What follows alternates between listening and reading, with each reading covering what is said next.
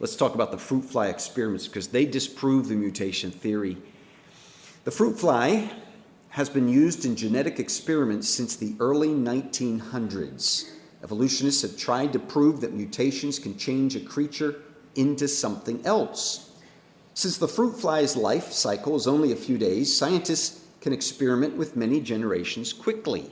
So millions of fruit flies have been bombarded with X-rays, poisoned, subjected to extreme heat and cold, etc.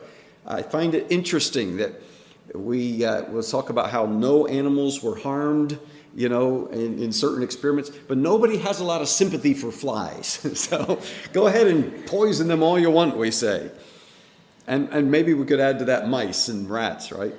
Well, anyway, the experiments have produced fruit flies with no eyes, white eyes, short wings, large wings, spotted wings, no wings, twisted wings, legs growing out of its head, etc. The fruit fly experiments prove four things. First off, mutations do not produce anything helpful. Let's look at that list again. Do you see anything on that list that's helping flies? I don't. Secondly, mutations do not create new organs. We have new wings and appendages, and we have things in the wrong place, but not new organs. Mutations do not change the fruit fly into anything else. Fruit fly has yet to become a bird. Mutations either have no practical effect or they produce crippled things that are not going to survive. And I thought we believed in survival of the fittest. Mutations are not fitting in with that. Now, we don't believe in survival of the fittest, but the evolutionist does. Let me hasten to clarify. Let's take the four-winged fruit fly. The fruit fly normally has two wings. At first glance, this would appear to be evidence that mutations can produce new organs. But the wings are actually not functional. They lack flight muscles. Not only do they not help the creature fly better, they are actually a hindrance to flying. How so? Well, Jonathan Wells says a four-winged fruit fly is like an airplane with an extra pair of full-size useless wings. They're actually going to get in the way of the lift you're looking for. The extra wings are a distortion of the insect's hauteries, which are appendages behind the wings. So that's pronounced hauteries. So these are the hauteries on a bee. Can you see where it's pointing, those little things there? And the loss of the use of the hauteries is a serious handicap. They're very complicated organs that keep the insect balanced in flight. Let me show it to you here. As you're watching this, you see it going up and down, helping this bee to keep its balance, the scientists tell us. Imagine that being turned into an extra pair of wings. It's just going to get in the way of the other pair of wings, and he's not going to be able to balance, or she, whatever the case may be. So the hauteries are very important appendages that God built into the insect for its good.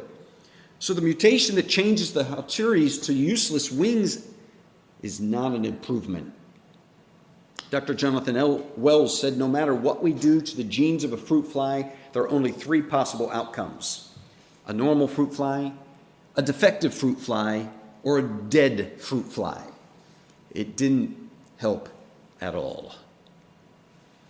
Fruit fly experiments prove that the Bible is true. It says that God made everything to reproduce after its kind, as Genesis 1 puts it. And 10 times in Genesis 1, he says that, after its kind, after its kind. God planned it that way. It's built into the DNA code. Every experiment from fruit flies to dog breeding to rose breeding proves the truth of the Bible. Luther Burbank is the most famous plant breeder in American history. He was called the Wizard of Horticulture, and he developed more than 800 new strains and varieties of plants, including the Idaho potato. His work helped increase the yield of America's food crops dramatically in the early part of the 20th century, so that America was called the breadbasket of the world. Burbank observed that while there's great room for variety within plant species, There are also clear boundaries. Here's how he worded it in his book, Partner of Nature. There is a law of which I have not yet spoken that is useful to plant breeders, as well as being a limitation on them. It's called the law of reversion to the average.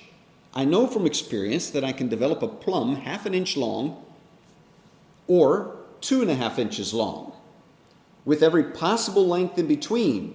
But I'm willing to admit that it is hopeless to try to get a plum the size of a small pea or one as big as a grapefruit. In short, there are limits to the development possible, and these limits follow a law. It's the law that I've referred to above. There's undoubtedly a pull toward a mean which keeps all living things within some more or less fixed limitations. Similarly, Francis Hitchings said the genetic code in each living thing has its own built-in limitations. Every series of breeding experiments that has ever taken place has established a finite limit to breeding possibilities. Genes are a strong influence for conservatism and allow only modest change.